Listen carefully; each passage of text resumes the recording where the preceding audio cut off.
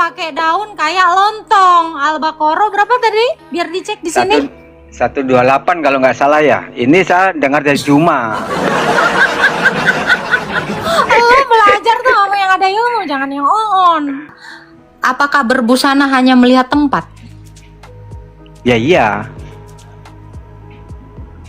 Berarti kalau orang lagi, maaf ya, bercocok tanam lagi mandi, itu nggak ngelihat tempat gitu? Kan kondisinya itu. Tadi katanya tempat, sekarang Ya suasana sama. yang bener dong, kamu fokus. Katanya sesuai tempat. Berarti orang mandi tuh nggak ngelihat tempat. Gimana? Ya maksudnya begini loh. Silakan. Di tempatnya kalau kita lagi apa yang cocok ya bersana. Kalau mandi kan tempatnya memang suasananya lagi kita mandi harus lepas semua gitu atau bercocok tanam. Oke, bisakah orang mandi selain di kamar mandi? Bisa. Berarti harus berbusana dong di depan jalan raya mandi. Ya tapi kan harus nggak semuanya pakai. Kata Anda sesuai tempat. Gimana? Gimana? Sekarang saya tanya Anda. Ya Adam diciptakan itu pakai baju nggak? halo. Ya, Adam waktu diciptakan pakai baju nggak? Nggak pakai. Kenapa? Kasih tahu ilmu pengetahuan Ilmu apa? kan ada masih pengetahuan lah. Jadi dia tidak tahu busana masih waktu itu. Kan dia sendiri ke bumi ini masih. Terus? Hawa kan nyusul berikutnya. Pertanyaan saya, waktu Adam diciptakan emang tempatnya di mana? Tempatnya di bumi. Oh, bukan di sorga? Ya dari surga ditiupkan roh. Saya nggak nanya Ke itu. bumi. Waktu diciptakan di bumi apa di sorga? Sesuai dalil mula. Kalau sesuai dalilnya ya di surga. Apakah surga itu tempat yang nggak baik, makanya harus nggak dipakein busana? Ya kan dia hidup sendiri di surga. Dia hidup sendiri, nggak ada Tuhan di situ. Tuhan kan bukan manusia. Saya nggak nanya itu. Apa di sorga nggak ada Tuhan? Ada. Loh, katamu hidup sendiri. Ya tapi kan Tuhan itu bukan makhluk gitu loh. Oke, ada iblis nggak di sorga? Ada. Loh, katamu sendiri. Yang mana yang benar? Kamu nggak konsisten sama sekali. Katamu Bukan. dia sendiri, tahu-tahu ada yang lain, ada makhluk lain. Maksudnya kalau manusianya aja ada, kalau makhluk lainnya kalau jin, iblis dan sebagainya ya ada. Berarti Hawa belum ada saat di sorga? Belum ada Hawa. Belum ada. Berarti Hawa diciptakan di mana? Hawa diciptakan Hawa diciptain di mana? Jadi penciptaan ada dua tempat nih. Ada di sorga, ada di mana? Iya. di surga. Oh, berarti udah ada orang dong. Berarti nggak sendiri dong. Setelah ada meminta teman. Saya nggak nanya itu. Kenapa dia di sorga diciptakan tak berbusana? Jawaban lo karena sendiri. Ternyata diusut-usut nggak sendiri. Oke, sekarang gua tanya, Hawa waktu diciptain udah pakai baju belum? Ya belum lah, belum ada Lah, baju tadi lah. katanya karena sendiri. Ini kan Hawa menyusul setelah Adam. Udah ada Adam, kenapa nggak dibajuin ini Hawa? Bukan baju, pakai daun, pakai daun. Pakai daun. Dalil. Kayak lontong, ya. kayak Mana lontong gitu. dalilnya bahwa Hawa pakai daun kayak lontong? Ngarang. Al-Baqarah ayat Berapa? 128. Apa tulisannya? Wah ini saya nggak ngerti Arab. Loh, katamu Hawa pakai daun kayak lontong. Al-Baqarah berapa tadi? Biar dicek di sini. 128 kalau nggak salah ya. Ini saya dengar dari Juma. Belajar tuh kamu yang ada ilmu, jangan yang on. Mana sih? Juma on ya, Juma ya. Ya, Masa Juma on? lu baca aja Al-Baqarah yang lu sebutin tadi, ada nggak manusia pakai daun kayak lontong? Ya, no, maksudnya bajunya daun aja gitu loh, belum ada mesin Mana jahit kan? dalilnya? Waktu Nah, itu ini. mereka pakai daun. Baca dong. Lu ditipu aja asal sebut ayat nggak di cross check. Ya kayak gini lu hasilnya. Ya, ya kan nonton Juma, aku nonton Juma aja. Ya, gitu. kamu Juma. cross check nggak? Lu kalau Ya, kamu nggak waktu- cross check ya kamu di-on-onin sama orang yang nggak sekolah. Orang Waktu itu nggak kan sekolah, lu belum percaya. ada debat pertanyaan ini, jadi nggak tak cross check. Memang pertanyaan ini nggak bakalan pernah ada yang nanya selain gue. Oh, Makanya orang-orang tuh pada kagak mau kalau gue bertanya. Kenapa? Karena pertanyaan gue nggak template kayak lu. iya. Kamu kayak Acis ya, pinter ya. Oke, kalau kamu bilang berbusana baik, kalau nggak berbusana itu baik atau nggak? Ya lihat tempatnya lah. Saya nggak nanya itu, saya nggak nanya conditionnya. Kalau dipukul rata nanti tetap salah nanti. Saya kamar mandi tanya baik berbusana itu baik atau tidak baik? Masa pertanyaan ini aja lu nggak bisa jawab? Baik, berbusana baik. Ya, berbusana baik. Kalau baik, besok kau mau bercocok tanam, jangan dibuka baju istrimu. Tuh kan. Kamu kalau Akhirnya besok gitu. mandi, jangan dibuka bajumu karena ini bahaya. Oh. Nekat yang nyata kamu ini. Makanya saya bilang kamu itu menjawab harus sesuai dengan logika. Tadi pertanyaannya apa? Berbusana baik, ya baik. Terus kamu bilang kalau bercocok Ya tanam, berarti lah, besok beda kalau lagi lu bos. bercocok tanam sama istri lu. Sama aja kayak yang gini bos. sabar. Sama kayak gini. Kamu tak Yang- tanyain, makan baik nggak? Makan baik nggak? Loh, kamu belum melemparkan pertanyaan sama saya dan saya belum menjawab. Jadi jangan bernarasi liar. Jadi besok kalau kamu ketemu istrimu yang berbusana itu baik, terus gimana yang jangan buka semuanya? Diam. Nekat yang nyata mbak ini. Makasih ya Pak ya. Ada lagi yang mau bertanya di sini. Nah ini. Jadi besok-besok kalau lu bilang, "Oh, berbusana begini lebih baik, begini baik." Lu harus tahu bahwa tidak berbusana itu baik dalam kondisi tertentu.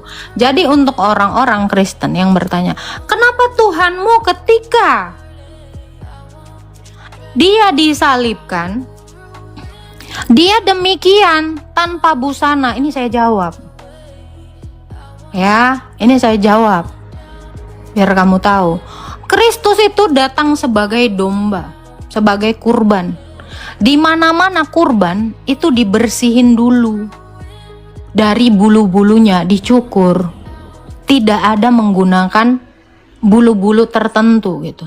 Jadi karena gini, kalau Yesus tahu kurban yang baik itu adalah tidak menggunakan bulu-buluan, maka lakukan. Tadi jawaban si bapak kan gitu. Lihat-lihat kondisinya.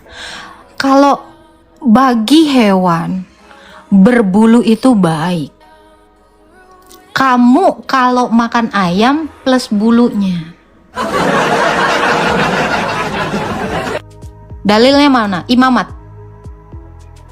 Lu nggak punya dalil? Ya udah wajar ya. Jadi kalau memang berbusana itu baik, Kristus itu sebagai domba. Kalau domba itu lebih baik dia berbulu, lu besok nyembeli domba, nyembeli kambing sama bulunya dimakan. Iya kan? Kristus disamain, bukan dia memang sama seperti domba. Bukan disamain, dia memang anak domba pasca Allah. Ini di dalam Alkitab.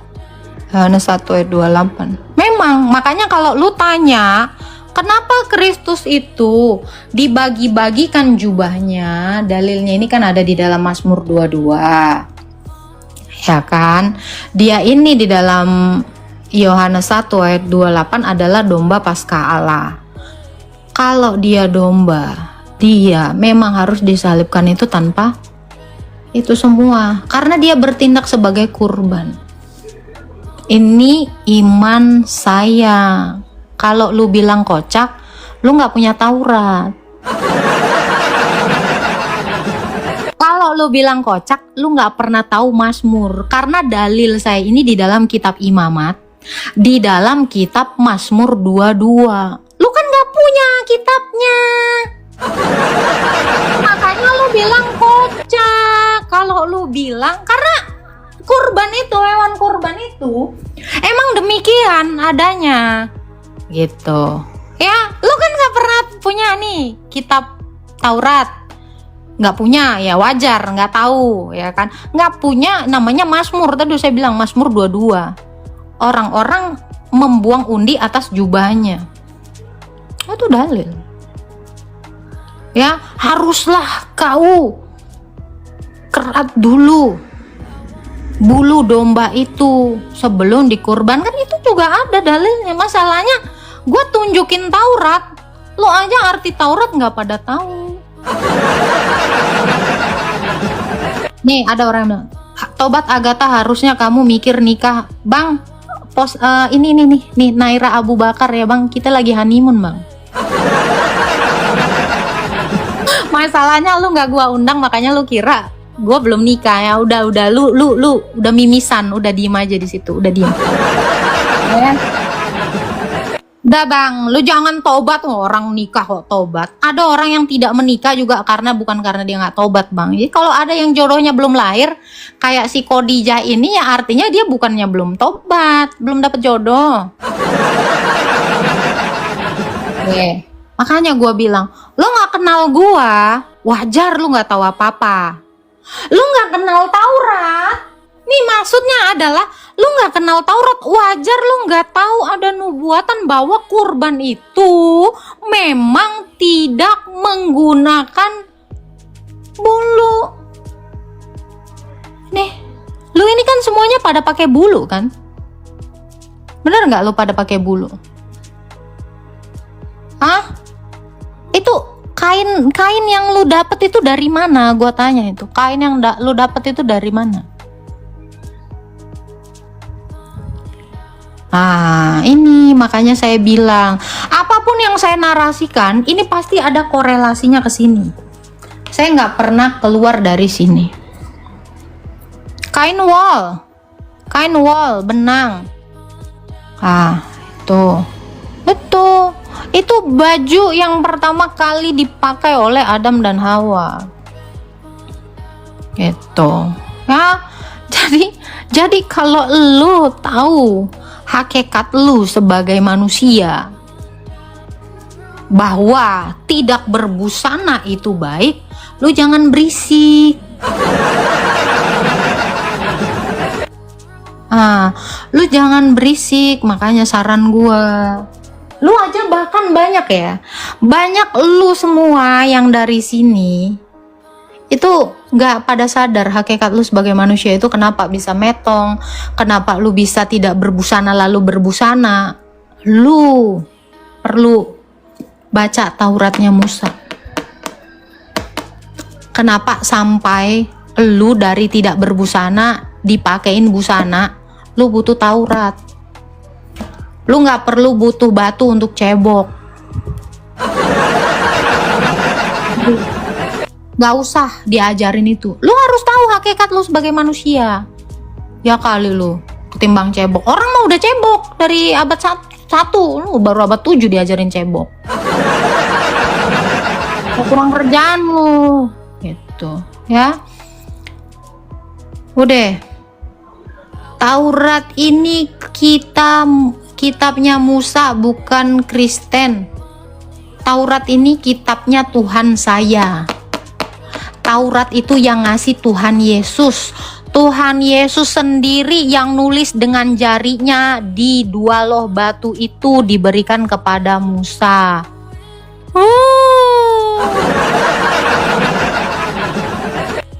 Karena hanya Yesus yang bisa menggenapi hukumnya sendiri, bukan mimpi, ini fakta. Coba gue tanya, isi Taurat, perintah yang ke-10. Tahu nggak Hasan? Jangan bilang ngarang Hasan. Naik. Kenapa lu pada kagak ada yang mau naik? Bupano naik sini kalian. Rame-rame juga boleh, langsung 4 orang. Tapi kalian itu harus pakai akal. Gitu. Naik aja, naik. Sini. Kenapa lu pada kagak ada yang mau? Naik gitu. Naik jadi Bani typing. Ini gua kasih tahu nih. Kalau lu bilang itu kitabnya Musa, ini kitab Tuhan saya. Ini Tuhan saya nih yang nulis. Taurat itu Tuhan saya yang ngasih gitu. Lu nggak tahu apa-apa tentang iman saya. Musa itu bertemunya dengan Tuhan Yesus. Paham lo? Ini bukan menurut saya, bukan menurut Musa. Itu bukan menurut saya. Ini Musa sendiri yang bilang bahwa Tuhan Yesus itu menulis sendiri dengan jarinya. Musa yang ngomong. Kalau nggak dia nggak mungkin nulis ini. Kenapa? Naik Sobri. Ya Loksan, naik. Ini sini, gua kasih tahu. Silakan buka kameranya. Oke. Diskusi apa kita ini? Kakak Agatha. Oke. Kalau Oke. aku tanya diskusi apa kita ini, lu dari tadi typing naik. Lu mau ngapain emang? Itu aku typing naik, enggak ada. Lupa. Saya emang nggak pernah men-skip apa yang di typing. Ayo, jujur. Yang minta naik tadi siapa? Enggak pernah aku. Anda nggak pernah minta naik dari tadi. Oke, kita cari ya. Kayaknya apa gua salah lihat ya? Salah berarti. Tadi soalnya ada yang kirim permintaan naik. Oke. Kalau Anda ngirim permintaan naik ada apa? Aku cuma mau tanya ini kisah para rasul ini mumpung ada di sini dicatat. Oke. Anda Yusuf Islam atau Kristen? Saya Islam, Kak Agatha. Kisah para rasul. Maksudnya kisah para rasul mana, Bang? Di kisah para rasul 9. Kisah para rasul kitab siapa nih? Kitabnya Kak Agatha lah, masa kitab gue?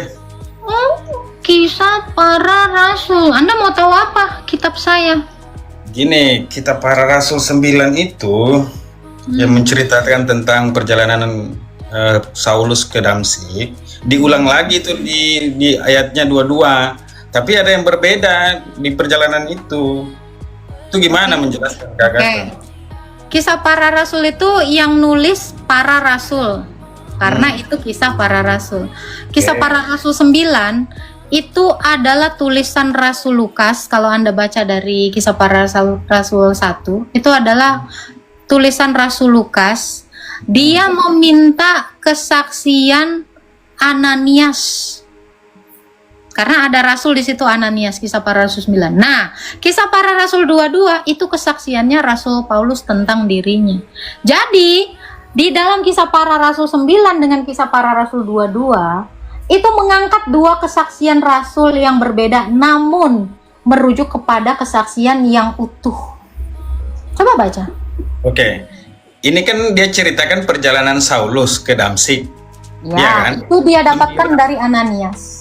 Oke, 9 ayat 7 itu menceritakan bahwa mereka melihat cahaya dan mendengar suara. Nah, di 22 diulang lagi cerita itu, perjalanan ke Damsik, mereka melihat cahaya dan tidak mendengar suara. Dua kisah yang sama, tapi yang satu mendengarkan suara, yang di 22 tidak mendengarkan suara. Itu gimana menjelaskan itu? Kok Anda bingung? Masa Anda Bingung lah. Kesaksian? Ya bingung karena ada dua perjalanan.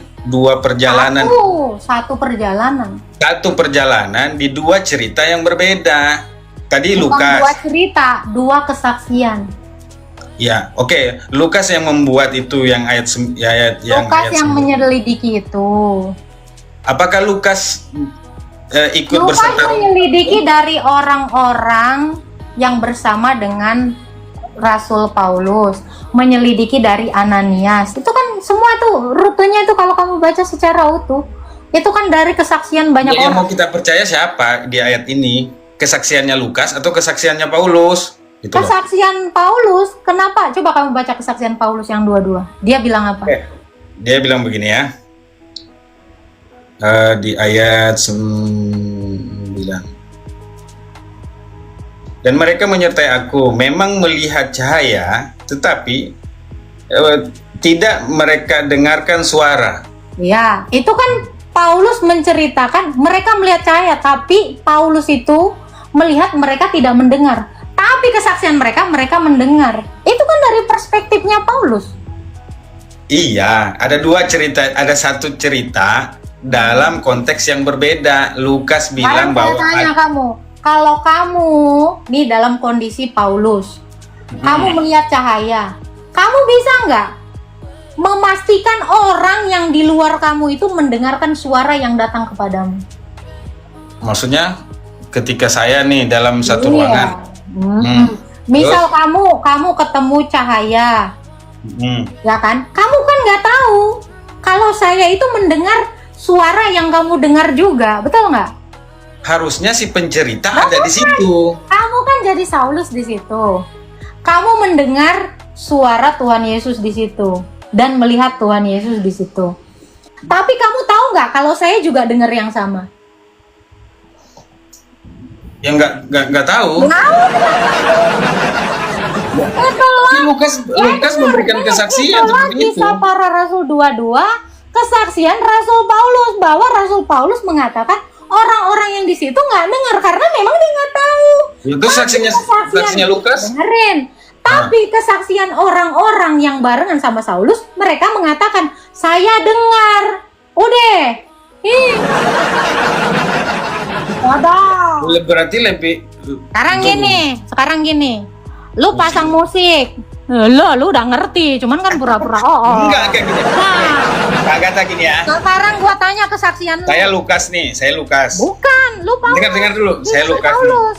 Lu di Ya, situ Paulus. Iya, ayat 9 kan ini dicatat.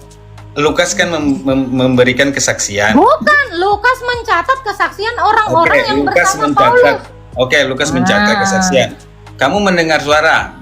Mendengar. Kamu melihat? Udah dicatat dong. Ya, dicatat ya. Ya. Tanya lagi nih, Terus Lukas bertanya dengan Rasul Paulus. Paulus bilang, saya mendengar, tapi mereka nggak dengar. Itu dia menanyakan dari dua orang yang berbeda dalam satu peristiwa yang sama. Ya, yang mencatat kitab para rasul ini siapa sebenarnya? Rasul Lukas dan Rasul Paulus. Digabung itu. Semua para rasul, bahkan bukan itu aja. Petrus juga menulis. Kisah para rasul 2 itu Rasul Petrus. Namanya kisah para rasul, bukan kisah Lukas doang dan Paulus. Lu aja dari judul harusnya udah paham dong. Ada dua kesaksian. Bukan dua kisah. Ada satu kisah, dua kesaksian. Ya, ada satu kisah, dua kesaksian yang berbeda ya. Ada yang satu mendengar, namun membentuk jadi kesatuan yang utuh, Bang. Lu pernah nggak masuk ke pengadilan ya? Kalau kamu masuk ke pengadilan, lu membawa perkara tidak ada saksi, dibenarkan nggak kasus lu? Nggak benar. Pasti perkara akan digelar dengan adanya minimal 2 atau 3 saksi, betul? Oke. Mungkin tidak kesaksian ini mirip dengan kesaksian yang satu saksi. Ini ada 3 saksi. Tiga-tiganya mirip dengan kata-kata yang sama. Mungkin nggak? Nggak mungkin. Justru hakim, jaksa curiga. Lu pada ngehafal ya? Enggak. Saya mendengarkan. Oke. Kita kembali lagi ke pertanyaan lu. Sekarang udah paham? Ya gini loh, Kak. Ini kan kitab suci ya. Ini kan kitab suci nih.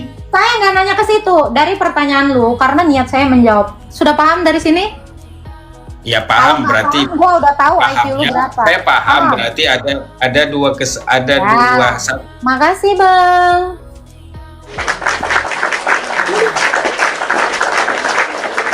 Gak usah pakai retorika lagi. Yang penting lu udah paham. Kan lu gue bilang. Kisah para Rasul 22 itu adalah kesaksian dari perspektif Rasul Paulus. Kalau di dalam kisah para Rasul 9 itu dari perspektif orang-orang yang berada di sekitar Rasul Paulus, yaitu para saksi mata dan Ananias. Udah. Gampang kan? Udah. begitu aja lu nggak paham. Kita mah tahu. Soalnya kitab gue. Soalnya kitab gue. Paham. Jadi ada juga yang nanya, kok di Matius kok gini, di Lukas begini. Ini kesaksian Matius, ini kesaksian Lukas. Nggak mungkin sama. Kalau sama, Injilnya jadi satu. Kalau sama, namanya bukan kisah para rasul, kisah rasul toh. Nah, itu satu orang. Udah. Karena di sini adalah iman gua dan gua sudah menjelaskan secara logis dan lu juga udah nangkep, udah. Kita bahas yang lain. Nanti kalau lu sering-sering ngebahas kitab gua, lu masuk Kristen, gua lagi kan.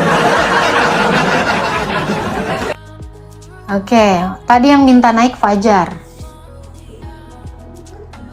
Gua mah begitu orangnya, nggak usah diputer-puter karena lu suka narasi.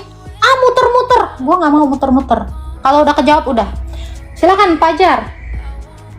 Ya Kak, shalom Kak.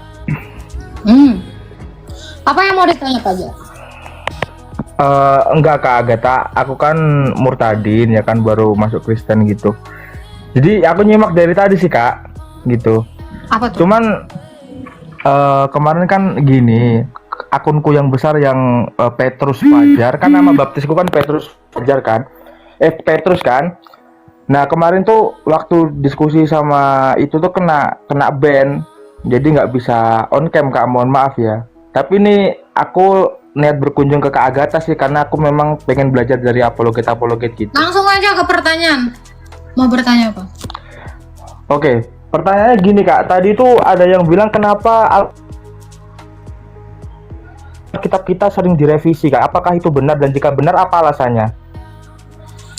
Kitab kita direvisi. Kitab yang mana nih? Iya maksudnya Alkitab tuh katanya, kata mereka tuh sering direvisi gitu Kak, sering dirubah-rubah. Ini terjemahan. Ini terjemahan. Kitab aslinya itu manuskripnya udah nggak bisa direvisi. Kenapa? Udah lapuk. Gimana cara merevisi? Mungkin yang dimaksud terjemahan. Itu kan? Jadi yang mau gua tanya, kitab yang asli yang mana? Ini lu ngerti terjemahan nggak? Iya. Kalau lu mau nanya kitab kita itu manuskripnya, gua udah nggak tahu, udah lapuk tuh di museum. Gimana cara merevisinya? Enggak, tapi mereka bilang katanya yang terjemahan yang apa itu tadi bilang itu sering direvisi gitu Kak. Beda-beda gitu. Kira-kira ngaruh nggak sama iman? Enggak lah. Ya kalau nggak ngaruh, kan mereka kan kayak ada orang kau ban lo banyak nggak ngefek, tetep aja gue pinter. Orang tuh mau ngomong apa itu biarin sih bang. Itu hak-hak mereka. Mau memfitnah. Maksudku kan gini Kak. Biar nggak jadi kayak doktrin penyesatan gitu loh bagi yang masih belum tahu gitu loh Kak. Oke, gini loh Bang, gini ya, nggak ada orang Kristen itu nggak ada yang pindah agama gara-gara narasi botol kayak gitu. Itu satu, ya kan? Kamu tahu arti revisi nggak?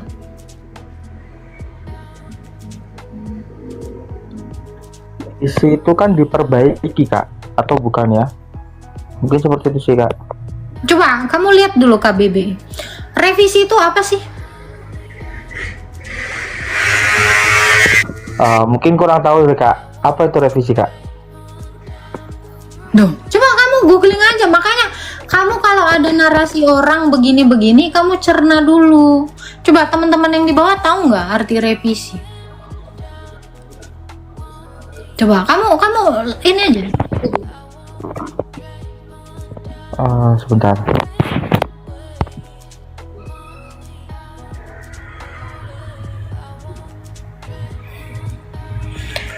Perubahan, perbaikan. Pemeriksaan kembali Kak. Pemeriksaan kembali. Iya. Ya, itu betul. Pemeriksaan kembali. Berarti ada sesuatu yang diperiksa. Oke? Oke. Kemudian apa itu mereka juga tanyakan tentang kenapa terjemahan Alkitab kita itu setiap negara itu bahasanya berbeda-beda, tidak seperti huruf Namanya cacing mereka kan. diterjemahin bang. kan gini Kak Agatha, mohon maaf. Terjemahinnya Kan- beda bahasa. Lo kalau misalnya bahasanya sama, namanya kan diterjemahin cintaku. Aduh. Aku murtadin Kak, jadi harus sabar sedikit Kak ya. RT6-nya masih di bawah ya. Enggak gitu maksudnya. Kan gini, mereka kan kalau di misalnya di Amerika, huruf cacing mereka kan tetap huruf cacing tuh yang dibaca tuh kan. Nah, terus kalau di kita kan pakai Diterjemahin bahasa nggak? sana. Ditanya, diterjemahin nggak huruf cacingnya? Mereka tetap mereka baca huruf cacing tapi tetap pakai bahasa Amerika gitu. Terjemahannya pakai bahasa Amerika. Terjemahannya pakai huruf cacing nggak? Enggak dong. Oke, berarti terjemahan itu mengubah dari bahasa yang satu ke bahasa lain kan? Itu Iya. terjemahan kan? Ya kalau iya, bahasa Yunani diterjemahkan ke bahasa Indonesia, terus jadinya bahasa Yunani itu namanya nggak diterjemahin cinta. Itu namanya di-copy. Nah, yang namanya diterjemahin pasti mengalami perubahan bahasa, sayangku. Ya kalau kenapa bahasa yang berbeda-beda, namanya diterjemahin. Itu gimana? Jadi terjemahan transliterasi artinya dari bahasa satu diubah ke bahasa yang lain. Mengalami perubahan, ya perubahan fonem, perubahan ejaan. Kenapa? Karena bahasa Arab. Misalnya, ente sampai Indonesia, kamu, ya kan berubah lafal, berubah tulisan, tapi arti sama nggak? Sama. Terjemahan tidak merubah arti, hanya merubah fonem, pelafalan dan tulisan. Cermat di sini. Oke. Paham? Coba ente. Tulisannya, Ente. gua nggak tahu tulisan cacingnya apa. Bahasanya ente, lafal beda dong. Diterjemahkan ke bahasa Indonesia. Kamu, tulisannya beda, lafalnya beda. Berubah nggak? Berubah. Artinya berubah nggak? Enggak. Terjemahan tidak merubah arti, tetapi merubah bahasa dan lafal. Sampai sini paham, Pajar? Oke Kak. Bisa dijelaskan? Simple kan? Paham kan? Oke. Nah, itu. Tidak merubah arti, namun merubah tulisan dan lafal. Nggak mungkin. Nanti kamu di Indonesia ente juga. Namanya kagak berubah itu, kagak diterjemahin itu. Itu namanya kopas. Itu. Jadi perubahan fonem atau lafal itu memang membawa perubahan, tapi tidak mengubah arti. Demikian Alkitab kita tidak pernah mengubah arti, namun mengubah fonem dan tulisan. Namun artinya tidak pernah berubah. Gitu, Bang. Oke. Oke. Ada lagi yang mau ditanyakan, Pajar? Ini lo Ada lagi sih Kak, cuman buat itu ya? Pajar sad boy ya? Nah, bukan. Silakan. Ada lagi yang mau ditanya? Kemarin udah sih Kak, cuman ini aja sih. Apa namanya, mungkin nanti lain kali lagi Kak. Makasih. Oke. Tuhan berkati. Amin, makasih Kak.